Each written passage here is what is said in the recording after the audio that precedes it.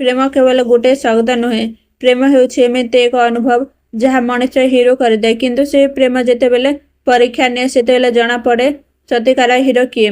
ନମସ୍କାର ବନ୍ଧୁମାନେ, ସ୍ୱାଗତ ଆପଣମାନଙ୍କୁ ଚଳଚ୍ଚିତ୍ର ଚେକ୍ ରିଭ୍ୟୁକୁ। ଆଜି ଆମେ ଫେରି ଆସିଛୁ 2011 ମସିହା, ଯେଉଁ ବର୍ଷ ଓଡ଼ିଆ ସିନେମା ଦଶକ ମିଳିଥିଲା ଏକ ରୋମାଣ୍ଟିକ୍ ଆକ୍ସନ ଫିଲ୍ମ ହିରୋ ପ୍ରେମ କଥା। ଏହି ଭିଡ଼ିଓରେ ଆମେ ଜାଣିବା ଏହି ଫିଲ୍ମର ବିଶେଷତା, ଅଭିନୟ କେମିତି ଥିଲା, ସଙ୍ଗୀତ କେତେ ପ୍ରଭାବଶାଳୀ, ନିର୍ଦ୍ଦେଶନା କେମିତି ଥିଲା ଏବଂ ଆଜି ବି ଏହି ଫିଲ୍ମ ଦେଖିବା ଉଚିତ କି ନାହିଁ।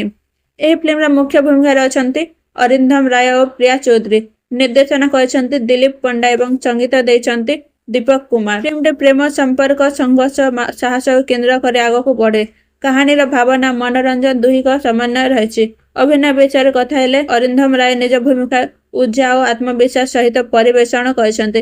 ପ୍ରିୟା ଚୌଧୁରୀଙ୍କ ଅଭିନୟ ମଧ୍ୟ ଚରିତ୍ର ସହ ମେଳ ଖାଇଥାଏ ଏବଂ ରୋମାଣ୍ଟିକ୍ ଦୃଶ୍ୟଗୁଡ଼ିକ ସ୍ୱାଭାବିକ କରିଥାଏ।